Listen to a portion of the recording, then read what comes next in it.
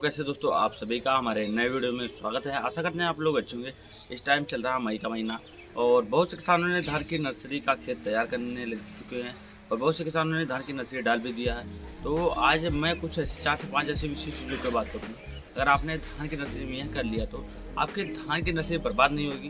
अगर आपने इन 4 से 5 गलतियों को कर लिया अपने खेत में या फिर पिछले साल आपने किया है, इस साल समझ में नहीं आ रहा कि हम कौन कौन से ध्यान दें जिससे हमारी धान की नर्सरी काफ़ी अच्छी और बेहतरीन हो, तो आप इन 4 से 5 गलतियों को नहीं करके आप अच्छी खासी आपके धान की नर्सरी 20 से 25 दिन में आसानी से प्रॉपर तैयार हो जाएगी। तो पहला नंबर पे बात करें तो किसानों को खेत की गहरी जुताई हमेशा करनी चाहिए। इससे क्या है कि पानी की एब्जॉर्बेंस क्षमता बढ़ जाए। मतलब अगर आप सिंचाई कर रहे हैं तो नमी की मात्रा ज़्यादा दिनों तक रहनी चाहिए।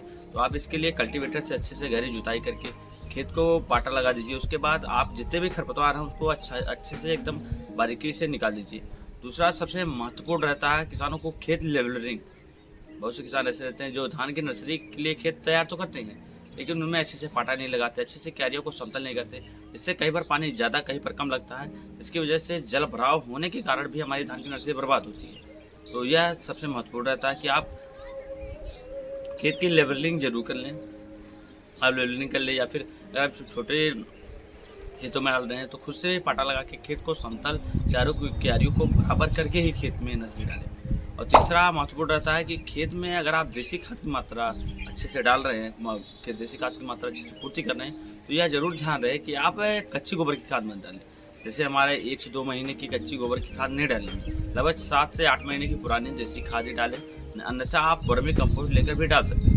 अगर आपने ज़्यादा देसी खादों का प्रयोग किया, वो भी कच्ची देसी खादों का प्रयोग किया, तो आपके खेत में दीमक लगने का प्रकोप काफ़ी ज़्यादा हो जाएगा। इस चीज़ों को आपको बहुत बारीकी से ध्यान देना है। वहीं चौथे नंबर पे बात करें तो बहुत से किसान ऐसे रहते हैं कि खेत की क्यारियाँ तो बना लिया, क्यारियाँ बनाने के बाद अच्छे से पाटा लगाने के बाद खेत को अच्छे से जल भराव करने के बाद रासायनिक खादों का छिड़काव करते हैं। जैसे हमारा DAP हुआ या फिर यूरिया हुआ या पोटाश हुआ, इन सभी खादों को आपको जब आप दूसरी जुताई कर रहे हैं उसी टाइम आप खेत में अपने छिड़काव करके उसके बाद जल भराव करें, जिससे वह आपकी जो खादें हैं तत्काल नहीं उसके पहले ही खेत में अच्छे से घुल जाए। अगर आप तुरंत उन खादों को डाल के और तुरंत आप बिजाई कर देंगे तो उससे जो हमारे बीज हैं उन पर काफ़ी ज़्यादा साइड इफेक्ट पड़ेंगे, बहुत से जर्मिनेशन कम हो जाएंगे। क्योंकि कहीं पर भी ऐसा होता है छिड़काव करने से कहीं पर ज़्यादा खाद होती है, कहीं पर कम होती है।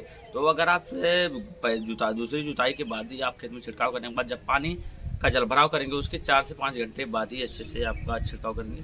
तो जल भराव करने के बाद आप देखेंगे कि अच्छे से हमारी मिट्टियों में जो भी रासायनिक हमारी खाद है अच्छे से घुल जाएगी। उसके बाद जब आप अपने धान का छिड़काव करेंगे तो काफ़ी अच्छा और बेहतरीन रिजल्ट आएगा। तो सबसे आखिरी और महत्वपूर्ण बात बता दें कि अगर आप क्यारियों को अच्छे से बना तो लिया, लेकिन सिंचाई की बात करें तो आप अच्छे से खेत को जब आपके धान की नर्सरी को भर रहे हैं तो आपको ध्यान रहे कि पानी की मात्रा ज़्यादा नहीं होनी चाहिए। 2 से 3 सेंटीमीटर ही पानी की मात्रा रहनी चाहिए अच्छे से। आपका जैसे आपका मौसम के अनुकूल 2 दिन 3 दिन पे जितने भी दिनों पे सिंचाई कर रहे हैं, ऐसा ना रहे कि आपकी धान की नर्सरी से ऊपर पानी चला जाए, आप काफ़ी ज़्यादा पानी भर के उसके बाद घर पे चले आए और आपके धान की नर्सरी ज़्यादा जल भराव होने के कारण खत्म हो जाए, पीली पड़ के खत्म हो जाए। तो आपको यह ध्यान देना कि 2 से 3 सेंटीमीटर ही हर बार पानी को लगाना है, जिससे धान की नर्सरी ग्रोथ अच्छी हो। और टाइम टाइम पे कौन कौन सी खाद डालनी है इसके बारे में हम आपको अगली वीडियो में बताएंगे कि धान के नर्सरी में स्टार्टिंग में कौन कौन सी खाद डालें जिससे काफ़ी अच्छा और शानदार ग्रोथ हो। बाकी दोस्तों यह 5 जानकारियाँ आपको कैसे लगी कमेंट करके जरूर बताएं। वीडियो पसंद आए तो वीडियो को ज़्यादा लाइक करो, कमेंट करें। और अभी तक आपने हमारे यूट्यूब चैनल को सब्सक्राइब नहीं किया तो यूट्यूब चैनल को भी सब्सक्राइब कर लें। और अभी तक आपने हमारे फेसबुक पेज को फॉलो नहीं किया तो फेसबुक पेज को भी फॉलो कर लें, जिससे हमारे किसान संबंधित और पशु संबंधित जानकारियाँ आपको टाइम टू टाइम मिलती रहे। बाकी मिलते हैं आपसे अगले वीडियो में। आज के लिए धन्यवाद दोस्तों।